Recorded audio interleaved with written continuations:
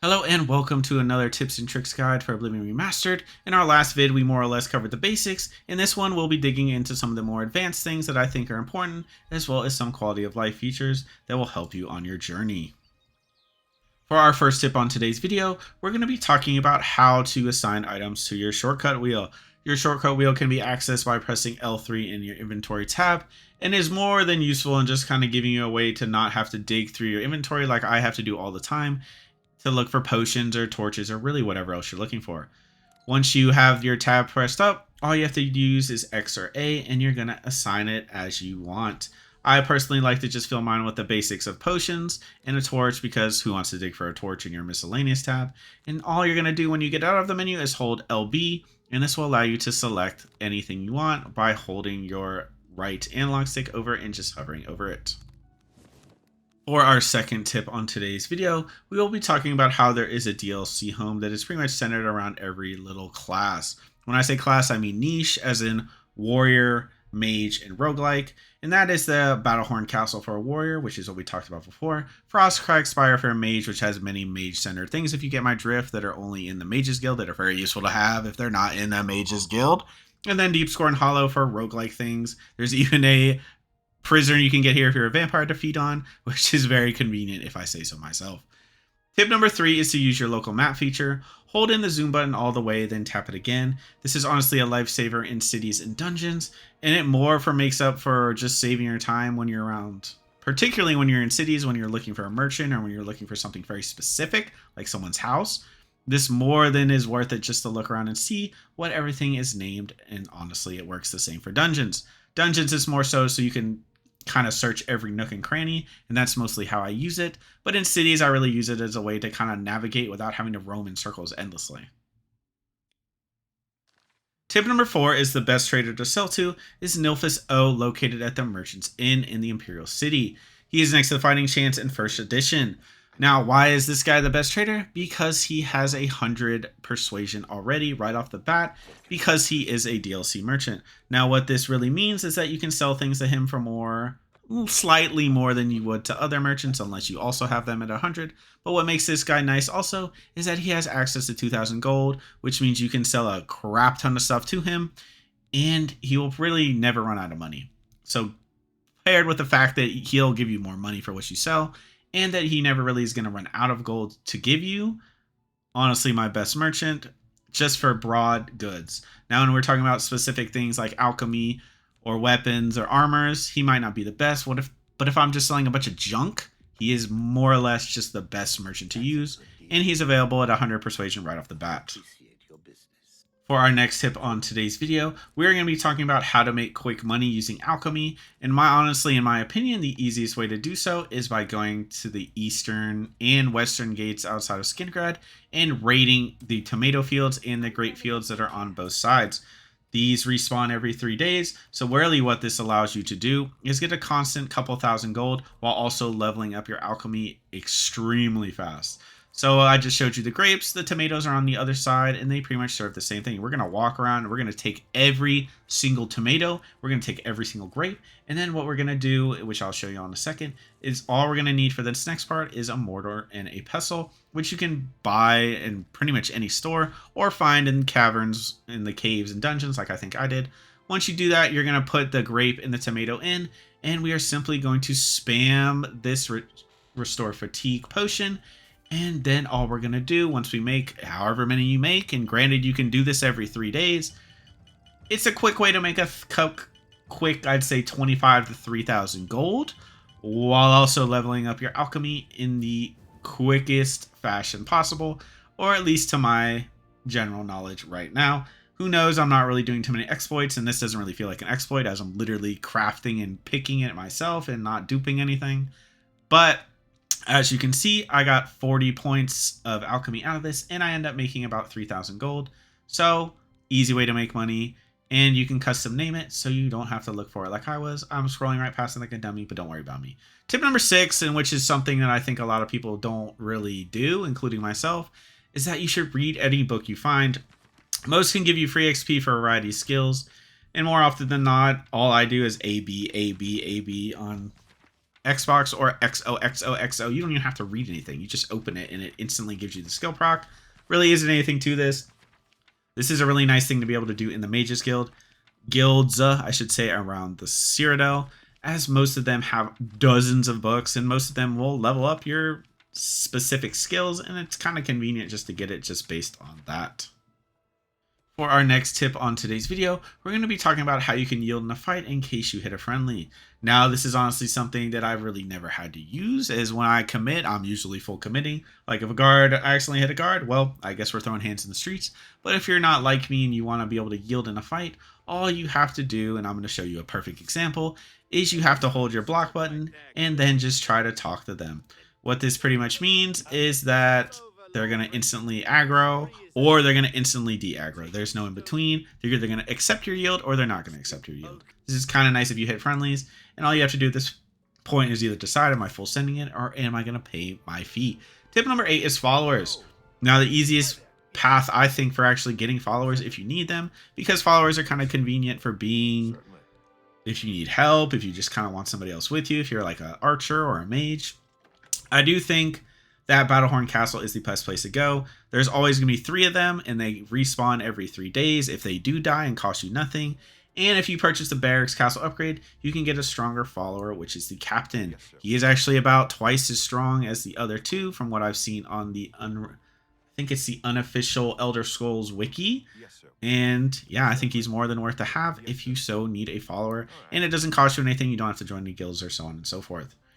Tip number 9 is the most important Daedric artifacts, which are the Skeleton Key, which is our unlimited lockpick, which I talked about in my lockpick video, and Azura's Star, which is an unlimited soul gem, which is very nice if you're like me and are running the Umbra and can just unlimited get souls pretty much unlimited. This allows you a place to store them.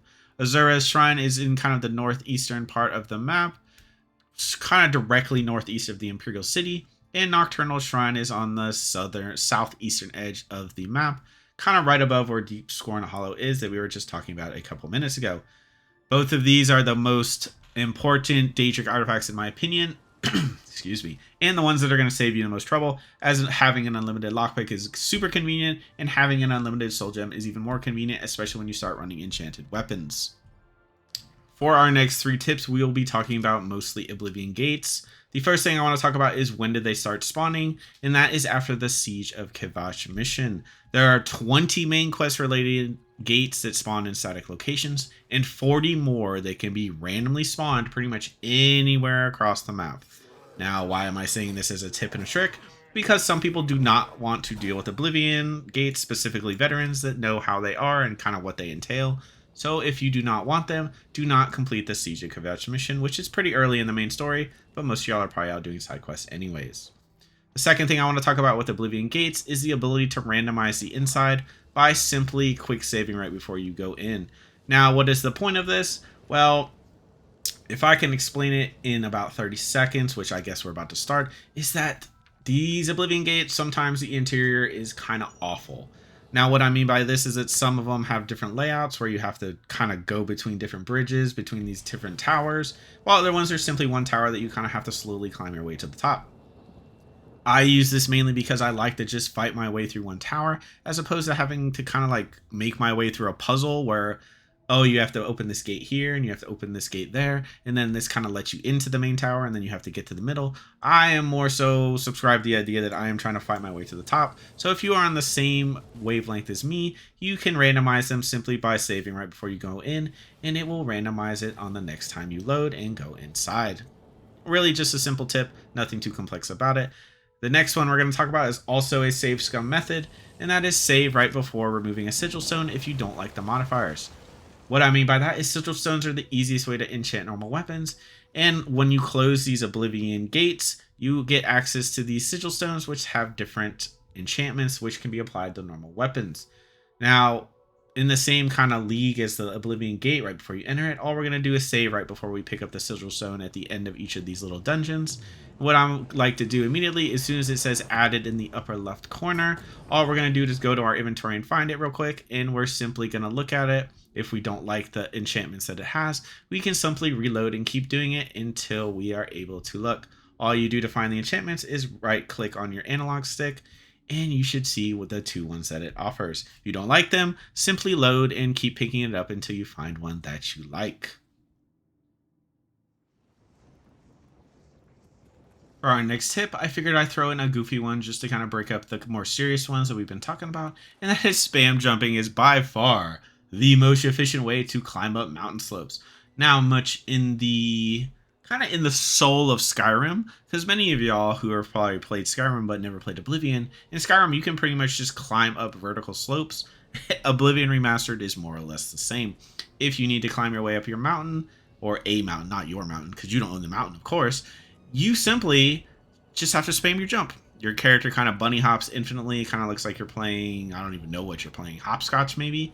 And it is a really quick way and a really kind of funny way to build your athletic skill while also kind of making your way to the top as easily as possible without having to try to find paths. Because at the end of the day, who is trying to find paths? Not me. I don't want to go off the paths. I'm trying to go straight up the mountain, as I'm sure most of you are as well. Now, the next tip we're about to talk about is one that is very near and dear to my heart, and that is you should always carry around a potion or learn a spell, which is an alteration spell, that gives you feather. Feather is something that raises your weight limit, so we can carry more of that precious loot out of dungeons and so on. So where do I find these spells that do that? Well, I'm about to post them for you because I love y'all so much. Ease Burden can be found from most of the Mages Guild, and honestly, most of it can be found from the Mages Guild. The problem that most y'all are probably going to run into is that Alteration is a pain to level up if you do not run it naturally, and you're probably going to have to do what I did and just spam a level 1 spell until you are able to get it to the required level. Ease Burden, which is the one I have right now, only requires an Alteration level of 25, so I'm sure most y'all are creative enough to get it. But back to the actual point of why you should have Feather, is that sometimes when we're running in these dungeons or in these areas and you see a bunch of loot on the ground, sometimes you just want to carry it all.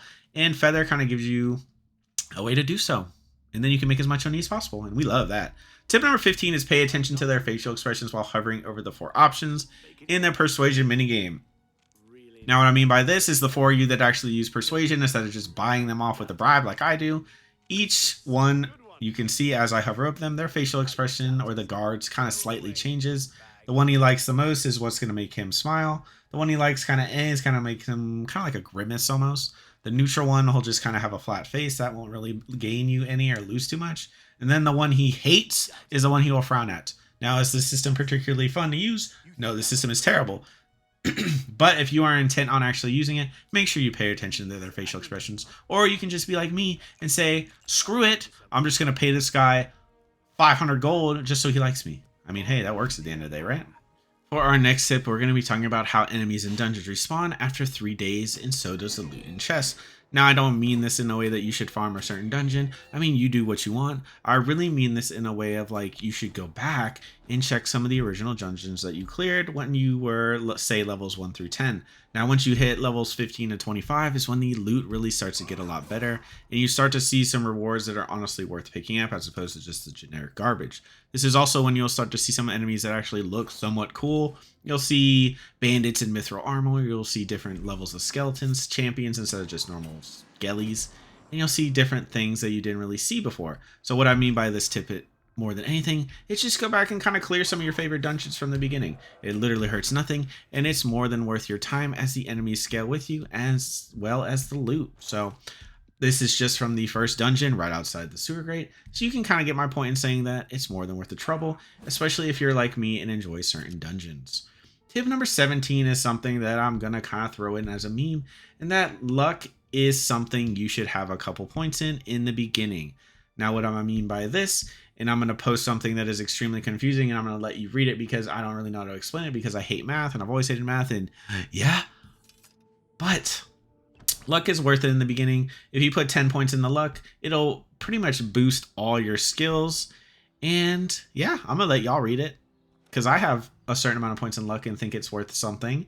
And yeah, maybe y'all agree with me, or maybe I'm just stupid and wasted 13 points on it. But at the end of the day, that is my last tip for this video. As always, I hope y'all enjoyed this vid. And all of you that are new and all of you that came from my first tips and tricks, I hope you enjoyed this one as well. There will be timestamps for all of you that are still here. And as always, I hope y'all have a good rest of your day, a good rest of your month, a good rest of your year. And I will see you next time. Good luck with your luck, by the way.